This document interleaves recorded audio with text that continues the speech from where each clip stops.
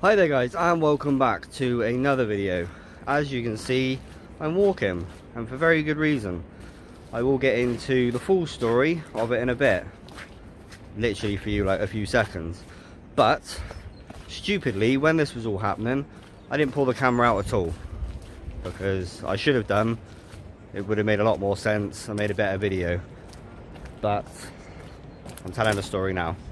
So once upon a time there was a van, this van, that was working fine, wasn't having any issues. In fact, if you can remember on some of the videos, I was saying how I was having a fueling issue and I couldn't get it to start.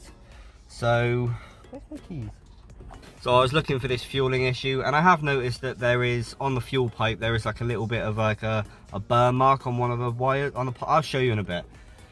So I was searching for that fueling issue, which is exactly what I thought it was, and was searching and searching and searching. Now, as I'm recording this, this is the day after Boxing Day, and on Tuesday, so what's that, 3 days before Christmas, finished work, probably 11 o'clock at night, got into the van,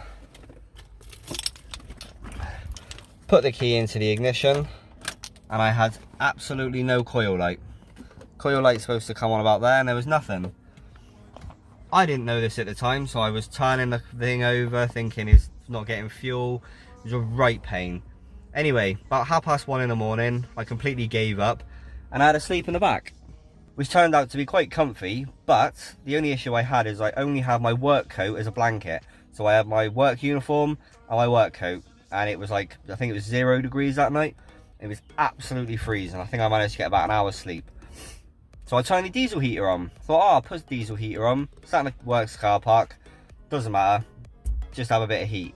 Put the diesel heater on. Error code E1, I think it was. Couldn't even be bothered to look to see what the problem was. So I left that. And then I got my camping stoves out and put the butane tanks in there, as you do. And I thought, at least that way I've got a little bit of heat.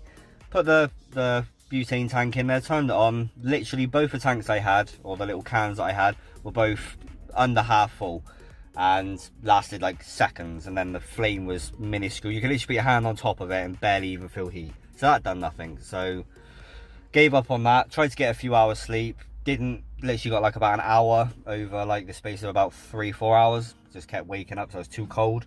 Got the Audi, went to the van, kept sort of like put the jumper cables on, because by this point I kept starting it so much that it was going flat and could not get it started. Now, spoke to a few of my friends, put some things on the forum, and they said, have noticed in one of your videos the coil light doesn't come on the dash. And I was like, oh, I haven't noticed that. So I walked all the way down to the van, had a look, sure enough, no coil light. So you turn the key on and the coil light is supposed to come on, doesn't come on. And I was just like, fantastic, this is perfect. So then everyone was telling me what was wrong. It's relay 109. So come down to here where all the relays are. Relay 109. I don't understand what all these wires are for, but relay 109. So turn it on, clicks, does what it's got to do. Still couldn't get it to start. And then I will put the comment up on the screen, but somebody sent me a video.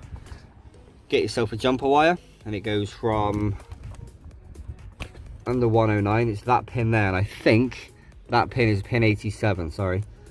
There you go, underneath 109. All those, that pin hole there is literally just for that little one there.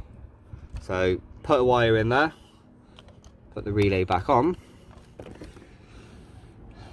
get the other end of the wire, and you ground it. As you can see, I've scratched off all the wire, all the paint. And then, hopefully, if you can hear when I ground it, you can hear the relay clicks. So, got the wire under there, like that. Put the key in, there's a coil light. And then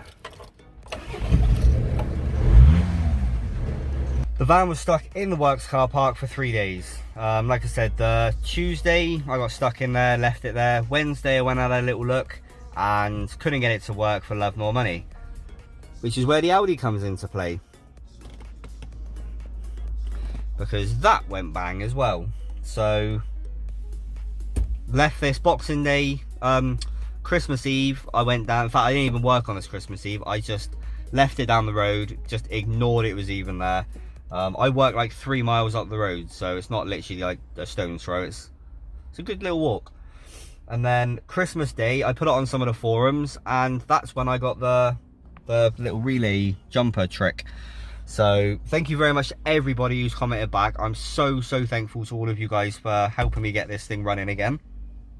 So that was Boxing Day. I got a taxi all the way to work.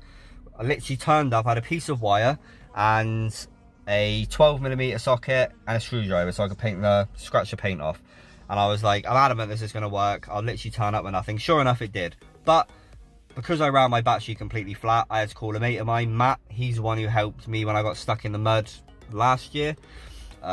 He came down and helped me, jump started the van. Happy days, this thing was running again. Well, the Wednesday, which is the day before Christmas Eve, I think. So lost of days, I forgot. I borrowed this thing. Took this for a drive, literally got it up the road, and it made a loud pop, and then lost all power, and then just stopped. Just the engine stopped, wouldn't move again. Didn't know what to do. It was like 9:30 at night. Managed to get it towed back, ignored it. Next morning, pulled it apart, found out the turbo shattered. I'll put a little video of the turbo once I got it off.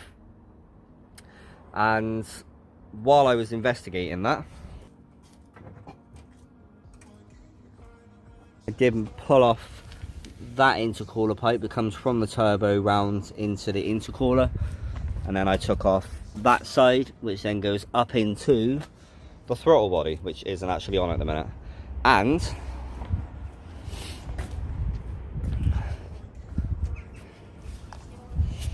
if I can, there it is.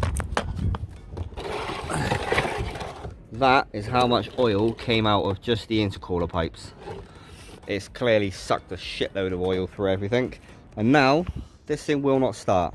So I've got a, in fact, you can't even see down there. I have got a turbo, I got a spare one. I've got a new one coming for this, but that is a spare one that I thought I could just put on just to limp this back up to the house, and that would just do the job. But turn the key, absolutely nothing happens. So what I think has happened is the cylinders are now completely full of oil and it's hydro-locked itself. So I now need to take a head off the Audi and try and figure that out.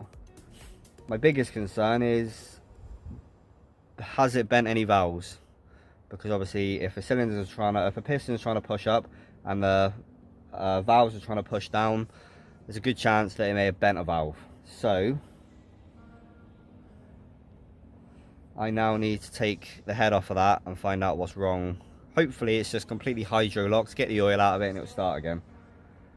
Knowing the luck that I've been having, no. That has been my Christmas. It was a good Christmas. Kids had a good time, I had a good time. We made the best of what we could make of it. But this is what I've been up to. Sorry this is a bit of a talking video, but this is literally me explaining to right now what's happened and why and how.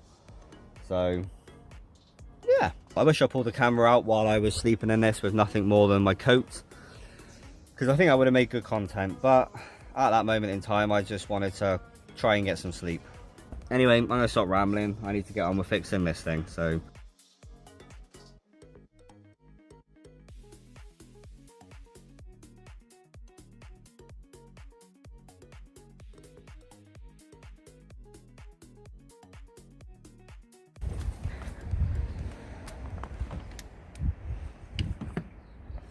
well, that is that engine completely taken apart. Exhaust is off, intake is off enough. I'm going to leave the intake manifold on, fuel pump, yeah, I think everything, timing's off. I think everything that needs to be off is off, I think. I will get back to you and show you the mess from underneath the head, so see you in a moment. Well, managed to get the head off. Turns out I left some of the bolts, not bolts, but some of the auxiliaries on the side on. So So I need to take them off. So the head now is down the back of the van. Need to get that tested. Before, the engine would not turn over for love nor money. Now, if I turn it over,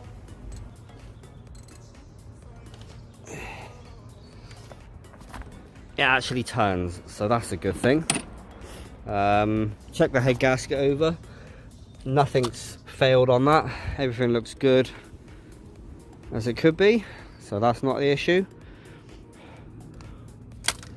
There's not that much oil in the cylinders, and to be fair, the valves don't look too bad. The only one that does look a little bit questionable is this one, which is the exhaust,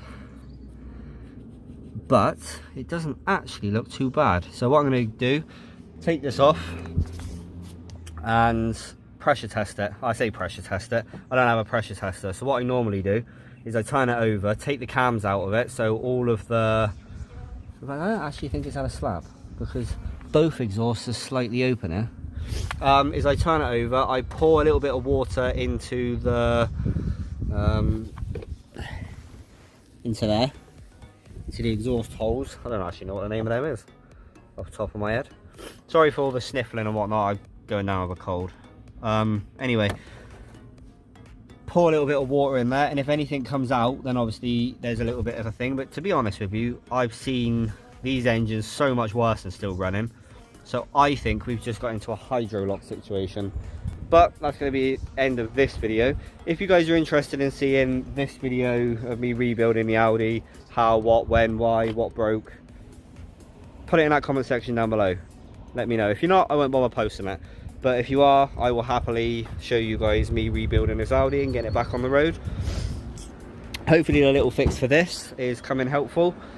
Very helpful to me. I will put it on my Instagram and whatnot. If any of you guys are interested, I'll let you know. Thank you to all you guys who have actually commented and helped me get my van back on the road. If I can help any of you guys, I happily will. But that's going to be the end for this video. Thank you very much for watching.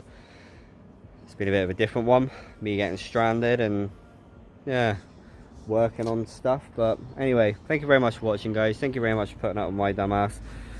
Thank you very much for staying supportive and awesome, and until the next one, take it easy.